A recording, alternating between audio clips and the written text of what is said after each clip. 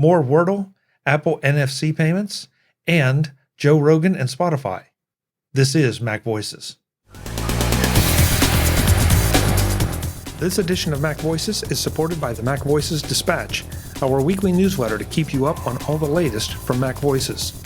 Watch or listen to Mac Voices straight from your email client. Sign up at macvoices.com/newsletter and stay up to date. Welcome to Mac Voices. This is the talk of the Apple community, and I'm Chuck Joyner. This is part 2 in a 3-part Mac Voices live conversation. This time, we wrap up our discussion of the Wordle sale to the New York Times. We take a look at Apple and NFC payments on the iPhone and what that would do for the platform. And we start a discussion of the Joe Rogan and Spotify controversy. Let's go back and let the panel do the talking. Keep in mind that I have never played Wordle. I've not looked at Wordle. I've heard about Wordle because you can't not hear about Wordle. Okay. And I think Jim already answered part of the question, at least part of the question.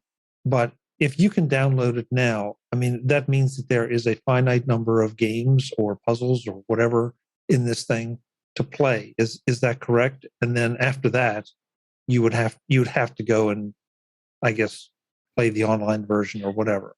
Is that correct? I think my understanding is there's one word per day. Yes. Okay. So here's how it works. You know, if you downloaded the source, you could go in and put more words in.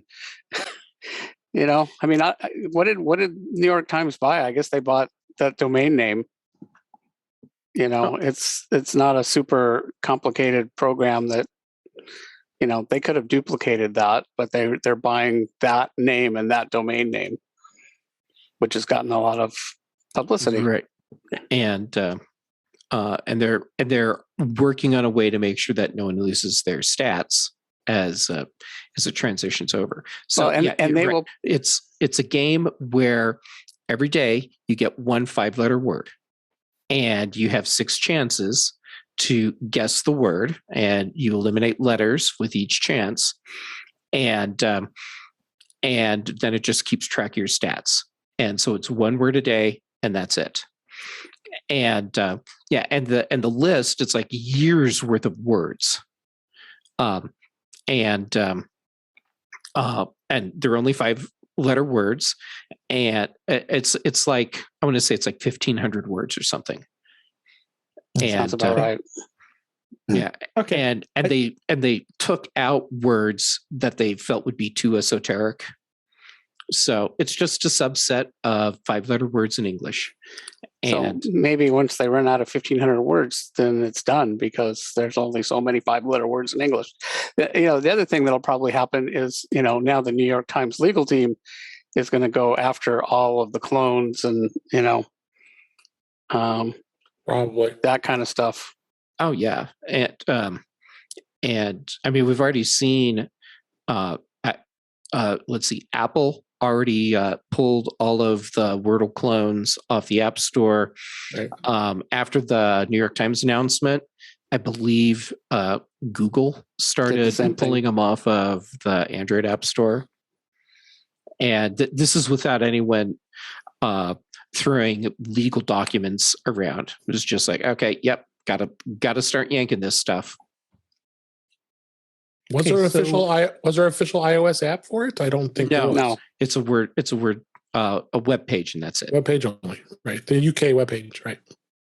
Okay, so then, and look, I get it. Okay, they're for pretty much any game, there's always going to be a hardcore group of people who love it and, you know, live and die by it. You know, I mean, crossword puzzles, Sudoku puzzles are a perfect example.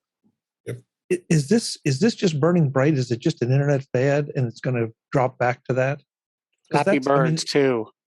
Yeah, exactly, Jim. I mean, and taking nothing away from it, you know, and because Jeff is a player, and that's fine.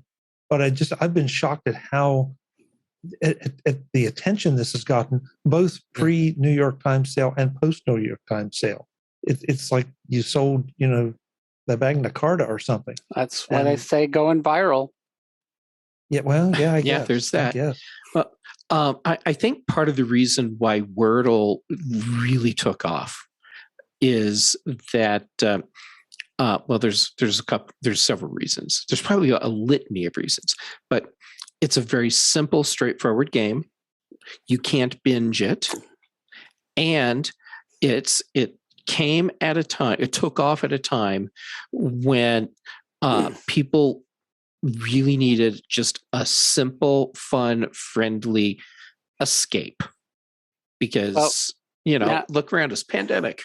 So pandemic time has created so many opportunities for success for games and TV shows and movies and all different kinds of things that wouldn't have had their success if it wasn't a pandemic. And my example is, I don't think that Ted Lasso would have been the huge thing it is without the pandemic. It still would have been a good show, but it wouldn't have taken off like it did without the pandemic.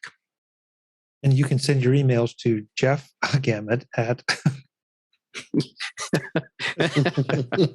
Jeff just tread on sacred ground. I've never played Wordle or even gone to that page, but from what I can tell, apparently there's sort of a sharing component built in, because I see all over my social media. Oh, yeah. Here's my. So I think that's a thing that he built this thing that encouraged it to go viral, because everybody started sharing it on social media. So because it did explode. I remember it's only been a few, like 4 weeks maybe, or something like that, and I remember it started ramping up October or November. But yeah, in the past few weeks, that's when everyone knew about it, regardless of whether or not you were playing it. Right. And look, I give the developer a lot of credit. I mean, I think he probably sold it close to the top of the market. So yeah, he totally sold it at the right time. I suspect, the New York Times came to him. Oh yeah, he got 7 figures. So I believe in one of the stories that I read. The New York Times approached him. Now, supposedly he just wrote it for his girlfriend. Yeah.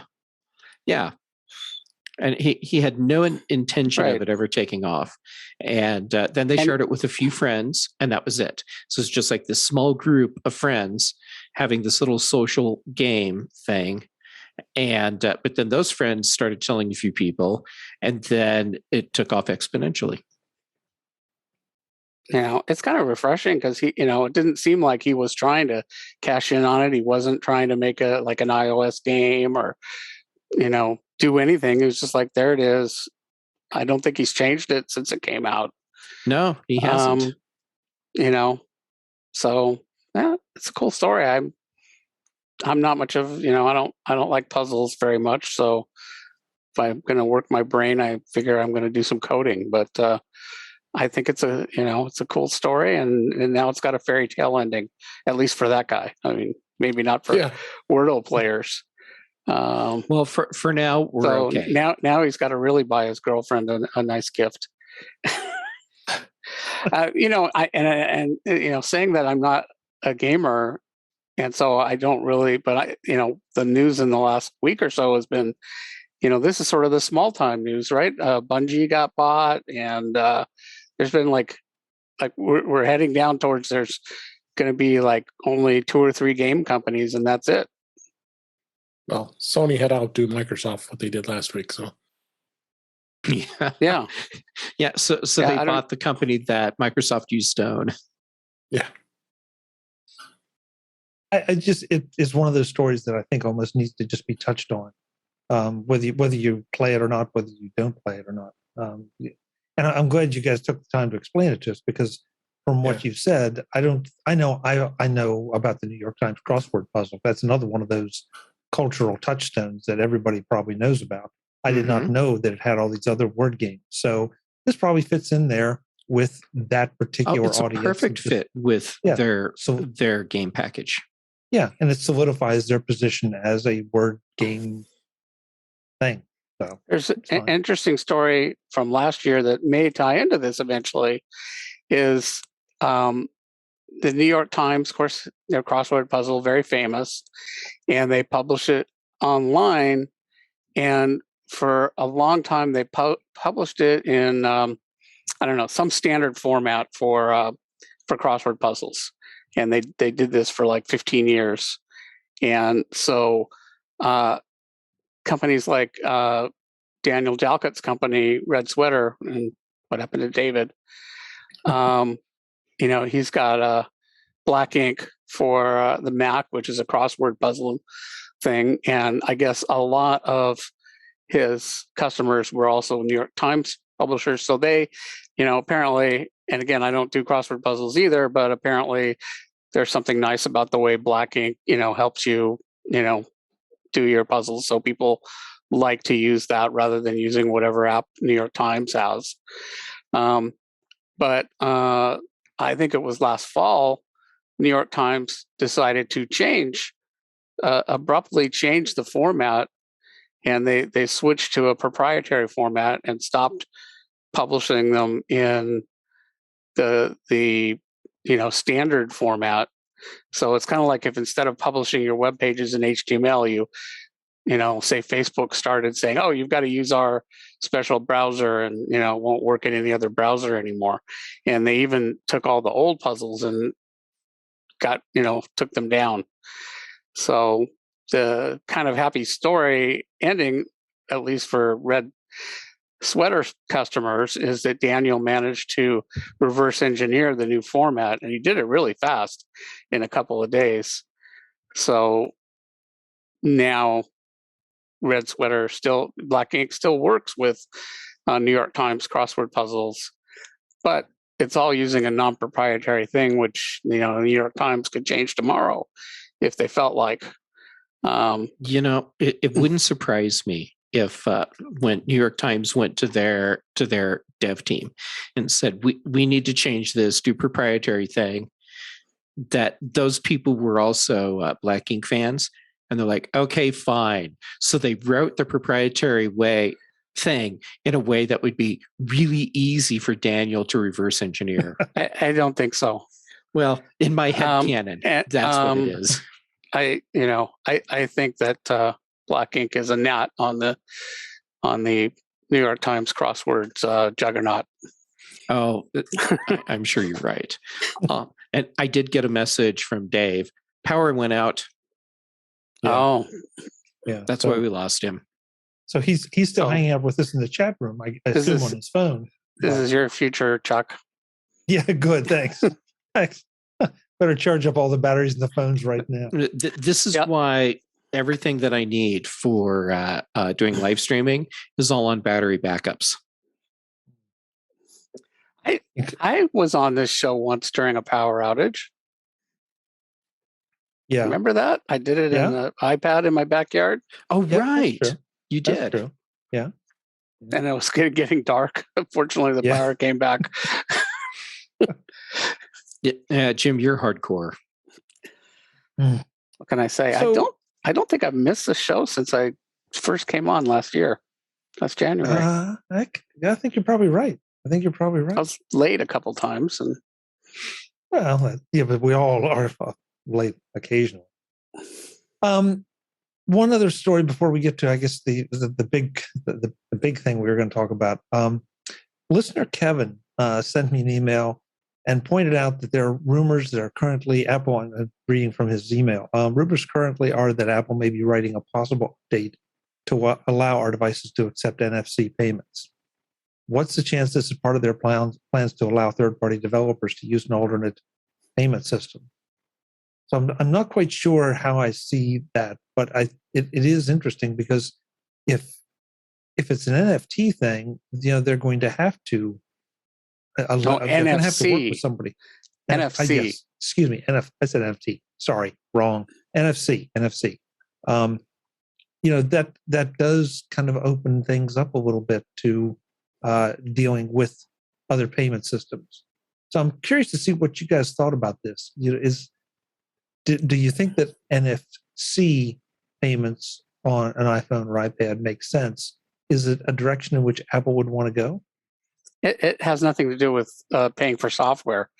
It's like if they're doing this, they're trying to move into the Square place so that you can take payments on your phone without having to, plug a little square box into your phone. So like if you're at a craft fair or something, you can take a payment by just having somebody slap their NFC enabled credit card against the phone. That's what this is for. It's got nothing to do with paying for software. There you go. That's it right there. I see Apple doing this one of two ways. The first way is they enable the NFC sensor feature, so then credit cards and Apple Pay will both work. And what they'll do is take the hardware element out from companies like Square. So then Square doesn't have to sell you hardware; they just sell you the service. And then you're just using your iPhone or your iPad without an extra dongle connected to it. And then the other way, which at least for now I think is a little less likely, is that Apple's going to start their own Square competitor where they're processing the payments.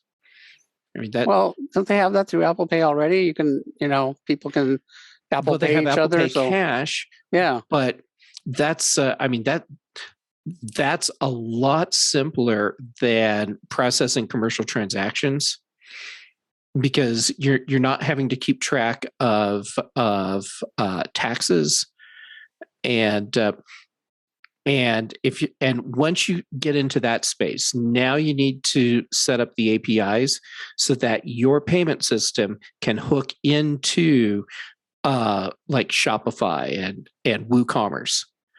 And if you don't do that, it's siloed, and it doesn't have any true value for commercial, like retailers.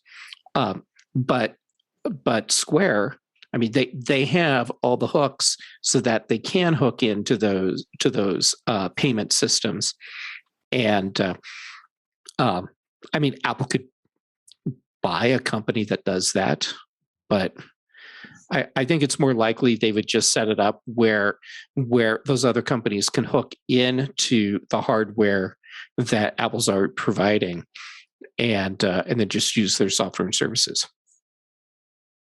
Today's edition of Mac Voices is brought to you by the MacVoices Dispatch, our weekly newsletter. Visit macvoices.com/newsletter today, sign up, and stay up to date. Jeff, maybe I'm missing, so pardon me if I am, and correct me if I'm wrong. But let's see, how am I going to say this? But with my Apple card, well, forget the physical Apple card. With my Apple card on my watch or my phone, I can select to use Apple's service, or I can select another card. No, this is not about you making payments. This is about you accepting payments. Yes, right. You're the vendor, not the customer.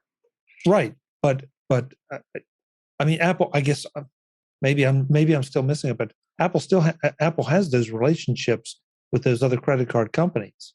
That's not the same thing. Okay, like what you may not realize is now the new credit cards that are coming out now, they have NFC built into them. So instead of like sliding them into a machine, you just wave them like you do your watch or your, it's the same NFC technology that you use for making a payment with your watch or with your phone. So you can just do that with a card now. They've had that in Europe for a while, and it's coming to the United States. So what this is, indicating is right now, like if you, a lot of times you go to a like local bakery and they have an iPad app and they have a little dongle and you can, swipe your card, or you can, hold your watch up against it. And then that takes the payment and then it gets processed on the iPad app. You've seen that, right, Chuck? Right. So what this is for is you can do the same thing, but you don't need the extra little box. The iPad or the iPhone just does it all self-contained. Right. Okay. I don't know. I mean, I'm thinking back to Tim Cook's comments about Apple Card, in the earnings call last week. It was last week.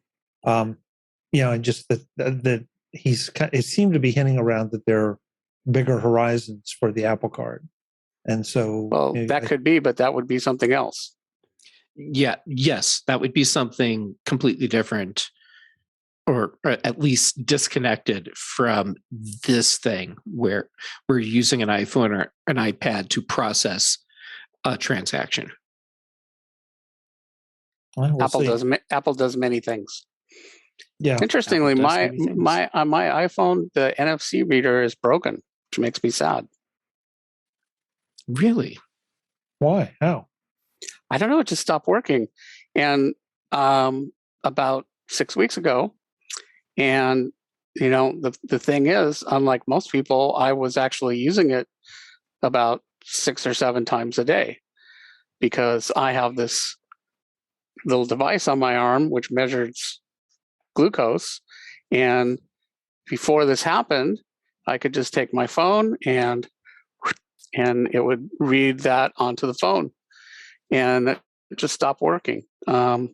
Fortunately, this device came with a little reader, and that still works. But it was nice for 2 reasons. One, that meant I didn't have to, hang on to that reader and carry it around with me and make sure it was charged. And also, when you do it with the phone, it would automatically upload it to the internet.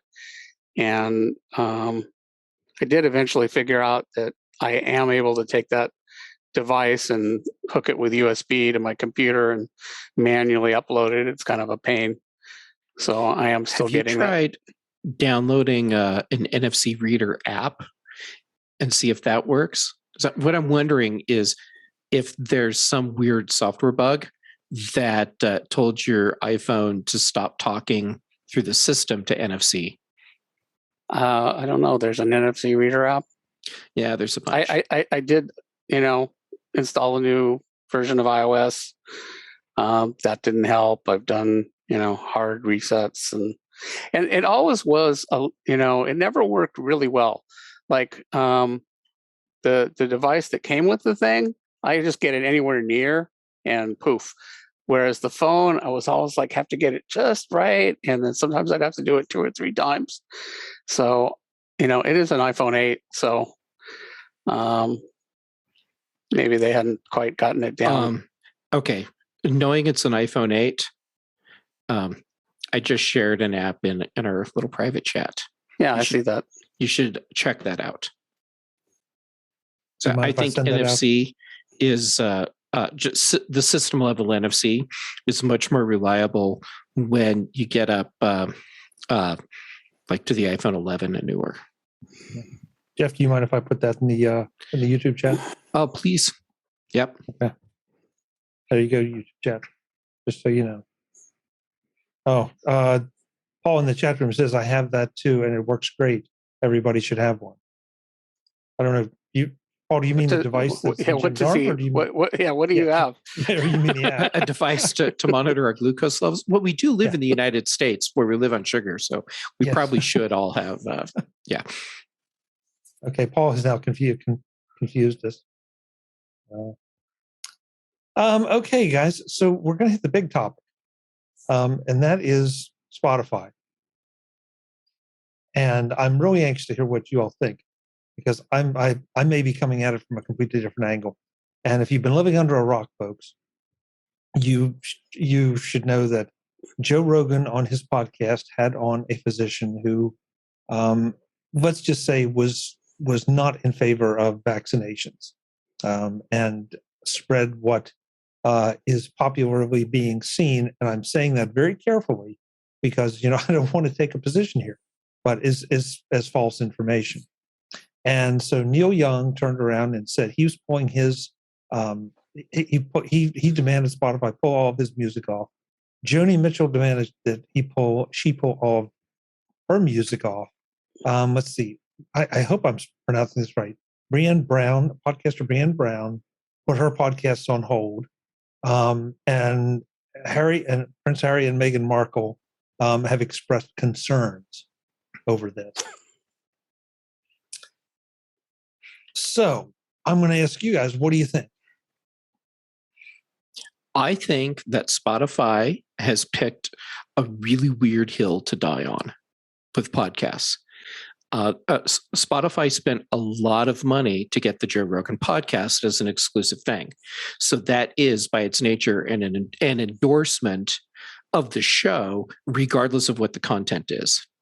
And considering that there is a track record of similar anti-vax and similar conspiracy related content in the show, it seemed like an odd choice when they made the purchase or when they made the deal, because I mean that's a lot of money to put into a show that has a track record of being controversial in a way that may not be conducive to the company's business. So I just found that whole thing kind of weird from the beginning. But now when you get into like Neil Young and Joni Mitchell pulling their content from Spotify, okay, well, my first thought when I saw that was, these people own their music library. Good for them. Yeah. Because if you don't own your music library and as an artist and you say, I'm pulling my content from this service, well, no, you're not. The record label that owns the licenses to that content, they're deciding where it's going. They may, as part of the contract with you, give you some level of say, but they're not going to let just anyone pull their content. That's only artists that have the licenses for their content. So, okay, how about if I just dive right into the big thing that a lot of people are saying, which is this is censorship. And no, this is not censorship on any level. A government can, or well, it shouldn't, but a government can censor what people say and what content people have access to. A company cannot. And Spotify, Apple, Netflix, go down the list. These companies, they can curate what content they allow on their platforms. And right now, Spotify is saying, we will allow the Joe Rogan show to be on our platform. What we will do now is put a warning at the beginning of it. And that is not censorship. That is not cancel culture. That is a business decision, and it's curating the content in your library. Webb points out, sort of an aside, but still interesting, he points out that Spotify also spent a lot of money for Harry and Meghan to develop content, and they've not produced a thing. So, yeah, well, again, that has nothing to do with this, but it is interesting that they've expressed concern. Well, and we don't know if they've produced anything. That's the kind of content where it's done on a different level from the production like we're doing, and I'm not saying that like in a negative way. It's just they have a lot of money to throw at the production of whatever it is that Harry and Meghan are creating. So, like Sarah Koenig when she did Serial, okay, she had NPR, or was it whichever NPR network, threw a ton of money into producing that. So it means it takes a while for that content to go from recorded to published. So my guess is that there's a bunch of content that Harry and Meghan have produced or created, and it's now in the post-production phase, and before it gets released, presumably gets released. Then you have the publicity build up and everything that goes along with that, so that you get tons of subscribers on launch day. Okay, that's a very fair point, Jeff. That's a very fair point. This Mac Voices Live panel is back in the next edition of Mac Voices to wrap up our conversation about Spotify and Joe Rogan, and somehow it morphs into a conversation about owning versus renting the media from the Apple App Store, Spotify, and everywhere else. That's next time on Mac Voices. I hope to see you then. Until then, and as always, I'm Chuck Joyner. Thanks for watching. Visit MacVoices.com for show notes and to connect with Chuck on social media. Get involved in our Facebook group or like our Facebook page, and get more out of your Apple tech with Mac Voices Magazine, free on Flipboard and on the web. And if you find value in it all, consider supporting us through either our Patreon campaign at patreon.com/MacVoices or by making a one-time donation via the PayPal link on our front page and in the show notes of each episode.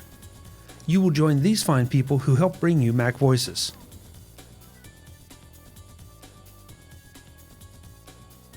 Advertising handled by Backbeat Media at backbeatmedia.com. Bandwidth provided by CacheFly at cachefly.com.